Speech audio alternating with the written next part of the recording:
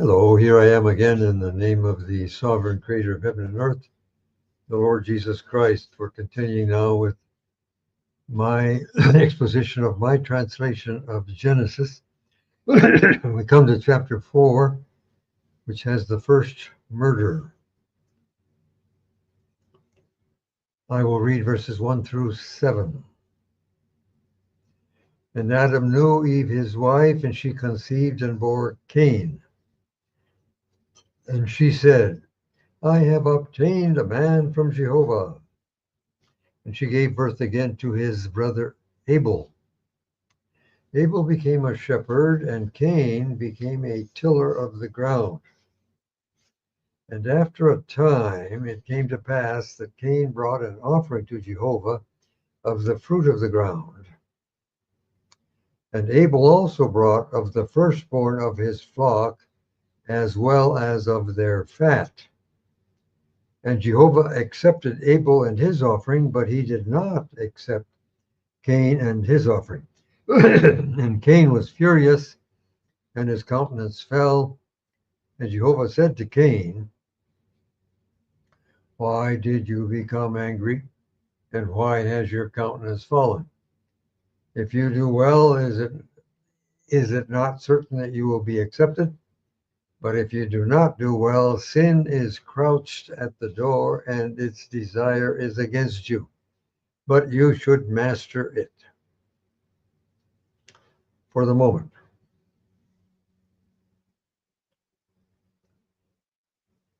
Verse 1 starts out, Adam knew his wife. In the Bible, the verb to know is used to refer to sexual intercourse, as here. By the way, the text explicitly says that it was Adam who begot Cain, which disproves other theories. You may not be aware of it, but there are other theories about Cain. Now, verse 5, God did not accept Cain. Although the text says nothing about it, God must have given instructions as to the necessity of sacrifice. If Abel brought fat, it was because he killed the animal, obviously. And Hebrews 11, verse 4, affirms that Abel acted by faith. In terms of mere human logic, it would make more sense to bring the results of your work like Cain did than to kill an animal. Now, verse 7. If you do well, is it not certain you will be accepted? In order for God to express himself in this way, I repeat, he must have given instruction beforehand. Also here in verse 7, it says that sin is crouching at the door. Sin is presented as having life and will. Well, you know, the fallen nature within us is Satan's natural ally inside, and the world is his natural ally outside. But here God says to Cain, you should master it. That means it must be possible to do so. We who have the Holy Spirit, we can do so, actually, with the Holy Spirit. Now let's read verses 8 through 15. Well, that takes us to the end of chapter 4, actually. It's a long paragraph, but I'll read it all. Now Cain would talk with his brother Abel. It came to pass while they were in the field that Cain rose up against his brother Abel and killed him. And Jehovah said to Cain, where is Abel your brother? And he said, I don't know. Am I my brother's keeper? And he said, what have you done? The voice of your brother's blood cries out to me from the ground. Now, therefore, you are cursed as to the ground, which has opened its mouth to receive your brother's blood from your hand. When you till the ground, it will no longer give you its strength. You will be a fugitive and a wanderer on the earth. Then Cain said to Jehovah, my punishment is greater than I can bear. Behold, you have driven me from the face of the earth this day, and I will be hid from your face, and I will be a fugitive and a wanderer on the earth, and it will happen that whoever finds me will kill me. But Jehovah said to him, therefore, whoever kills Cain will suffer vengeance sevenfold. And Jehovah put a mark on Cain so that anyone who found him would not kill him. And Cain went out from the presence of Jehovah and dwelt in the land of Nod on the east side of Eden for the moment. Cain would talk with his brother Abel. Cain pretended that everything was okay, everything was fine, so that his brother would not suspect anything. That's what I think. Now in verse 9, Cain lied. I don't know. That's just a plain lie. And of course, lying belongs to Satan, as sovereign Jesus said in John 8:44. Satan is the father of lying. And 1 John 3, verse 12 actually states that Satan got Cain. Sure enough, Satan got Cain. Now, verse 12, when God says to Cain, the ground will no longer give you its strength. Well, Cain was a tiller of the ground. He was a farmer. But he lost his job. The ground would not again give him anything. So Cain was in fact condemned to become a vagabond, just wander around. But notice verse 8.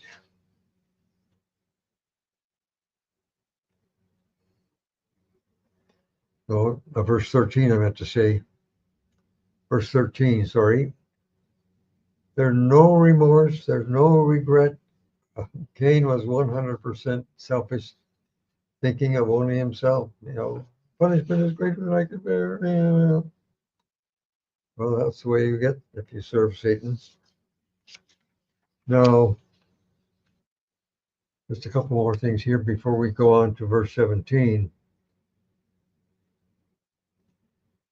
That sign that God put on Cain, we have no way of knowing what that signal would have been.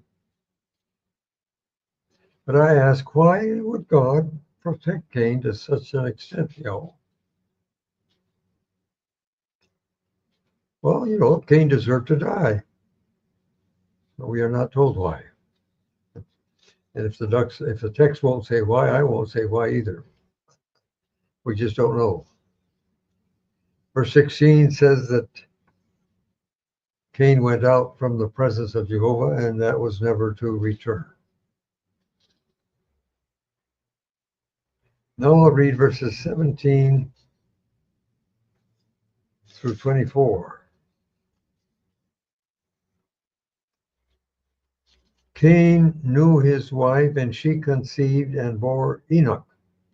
And Cain built a city and called the name of the city by the name of his son, Enoch. And to Enoch was born Irad, and Irad begot Mehujael, and Mehujael begot Methushael, and Methushael begot Lamech. And Lamech took to himself 2 wives. The name of one was Ada, and the name of the other was Zillah. And Ada bore Jabal. He was the father of those who dwell in tents and have cattle. And his brother's name was Jubal. He was the father of all those who play the harp and the flute. And as for Zillah, she bore Tubal-Cain, a forger of all kinds of tools of brass and iron. And the sister of Tubal-Cain was Naamah. And Lamech said to his wives, Ada and Zillah, hear my voice. You wives of Lamech, listen to my words. For I have killed a man for wounding me, and a young man for injuring me. If Cain will be avenged 7 times, Lamech will be 77. Well, good luck. Going back, chapter 5 and verse 4, we'll get there still this evening, says that Adam begot sons and daughters. So obviously Cain and Seth married sisters. At the beginning, there were still no inbred deficiencies. The blood was pure. You didn't have the problems that we have today.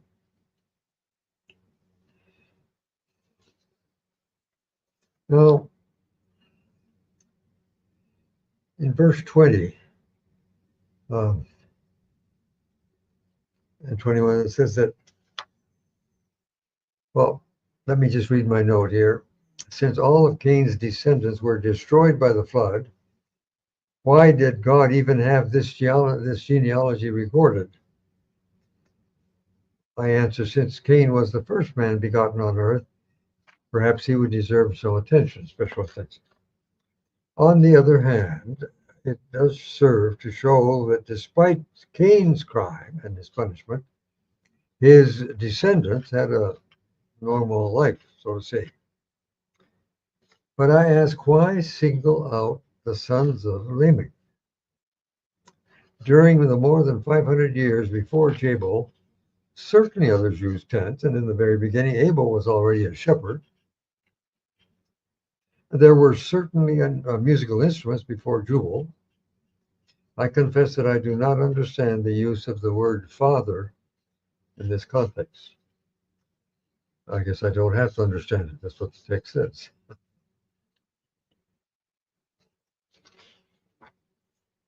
Now I'll just jump down to, well, verse 22. Tubal-Cain worked with brass and iron. I just by the way, Noah certainly had iron instruments to help in the construction of the ark. But obviously, men had learned to make iron a whole lot earlier, like 1,000 years earlier. And verse 22 mentions Tubal-Cain's sister. We don't know why. She must have been important for some reason. Verse 24, Lamech will be 77. If it were possible, Lamech was even more selfish than Cain. But the way in which Lamech expressed himself here leads us to understand that Cain was still alive, which would be natural, of course, if he lived as long as his brother Seth did. In the genealogy of Seth, there were 10 men, including Seth and Shem, until the flood. In Cain's genealogy here, we have 7 names, including Cain and Jabal. Since the one does not have years, we do not know if it is complete until the flood. Probably not. However, it would make little sense to say that Jabal was the father of something if there were no generations after him. I mentioned that. And of course, after the flood, there were no more descendants of Cain. There weren't any sons and there weren't any daughters. Okay, now let's read verses 25 and 20. No, that's just verse 25. It'll finish chapter 4. Adam knew his wife again, and she bore a son and called his name Seth. Quote, for God has granted me another seed in place of Abel, whom Canaan killed. Oh yes, there's 26. And to Seth also a son was born, and he called his name Enos. It was then that they began to call on the name of Jehovah.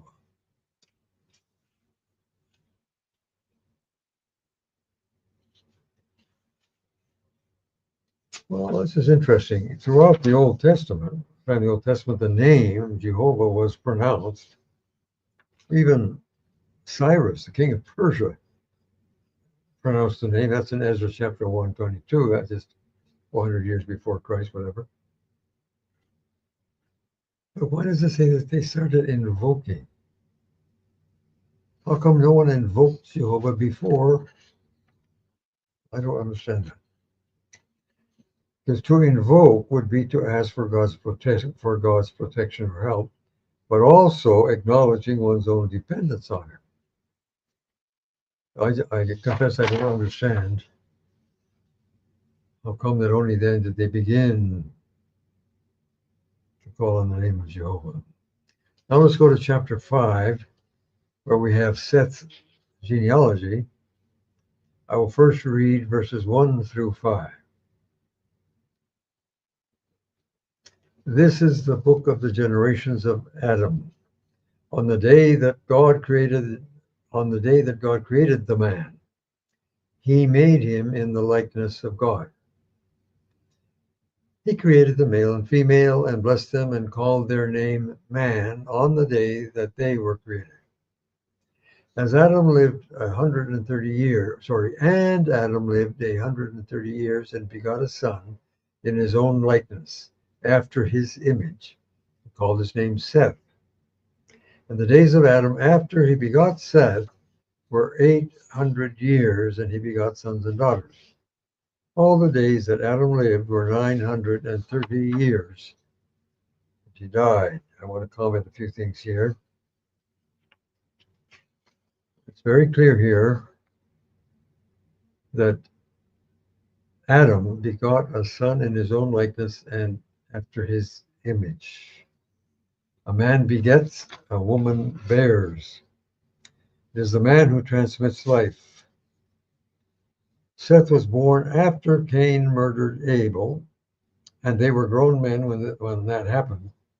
So there was quite an interval between the births of Abel and Seth. We don't know how long, but it was a while, because Cain and Abel were grown men when Abel was killed. Notice also in verse 4, Adam's age was calculated on the basis of Seth, not the older brothers. Just presumably, Abel may not have gotten married. Evidently had no son. It's not mentioned. Cain is, but Abel no.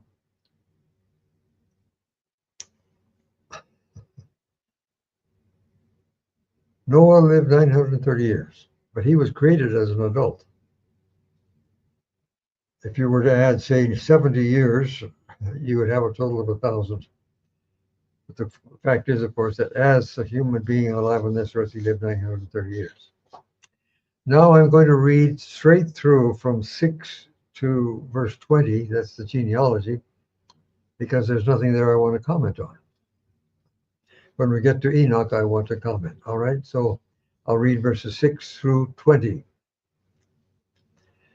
And Seth lived 105 years and begot Enosh. And after he begot Enosh, Seth lived 807 years, and he begot sons and daughters. And all the days of Seth were 912 years, and he died. And Enosh lived 90 years and begot Canaan. And after he begot Canaan, Enosh lived 815 years, and he begot sons and daughters. And all the days of Enos were 905 years, and he died. And Canaan lived 70 years and begot Mahalaleel. And after he begot Mahalaleel, Canaan lived 840 years, and he begot sons and daughters. And all the days of Canaan were 910 years, and he died. And Mahalaleel lived 65 years and begot Jared. And after he begot Jared, Mahalaleel lived 830 years, and he begot sons and daughters. And all the days of Mahalaleel were 895 years, and he died. And Jared lived 162 years and begot Enoch. And after he begot Enoch, Jared lived 800 years and begot sons and daughters. And all the days of Jared were 962 years, and he died. You know, Methuselah was 69, so Jared was number 2 in terms of longevity. Although his father was the shortest one of all those. Now let's read about Enoch. I want to read verses 21 through 24. Enoch lived 65 years and begot Methuselah. And after he begot Methuselah, Enoch walked with God 300 years and begot sons and daughters. And all the days of Enoch were 365 years. And Enoch walked with God, then he was no more, because God took him.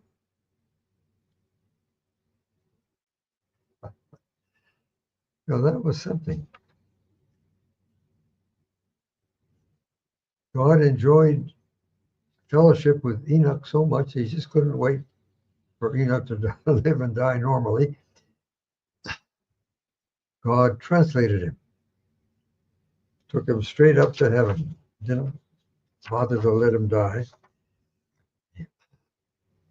Hebrews 9:27 states that we are destined to die just once, which means there's no reincarnation, by the way. That is followed by the judgment. And that, of course, means to die physically, not spiritually. That's a different problem. So then I say, Enoch is still owing his physical death, as also is Elijah. Might they be the two witnesses in Revelation 11:3? Both of them were taken up. They have to die yet. They haven't died yet. I'm just having a little bit of fun. Don't worry about that. We'll find out in due season who those two witnesses are. Now I'm going to go on and read verses 25 and 27. That's just about Methuselah. Methuselah lived 187 years and begot Lamech. And after he begot Lamech, Methuselah lived 782 years, and he begot sons and daughters. And all the days of Methuselah were 969 years, and he died. Just by the way, Methuselah died in the same year that the flood came. We're simply not told if it was the water that killed him or if he died naturally before the water came. His son Lamech died 5 years before the flood, had a shorter life for whatever reason. Now I'm going to read verses 28 through 31.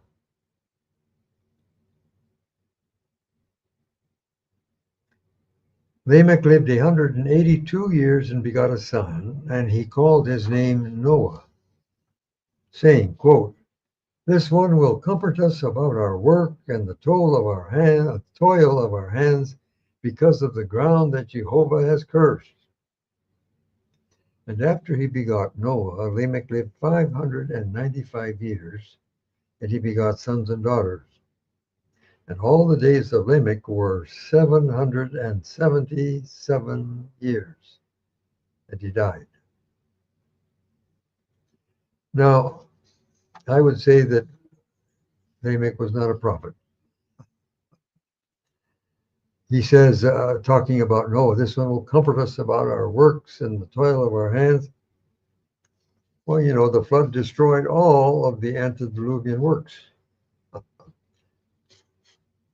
So where was the comfort? I would say that Lamech was not a prophet.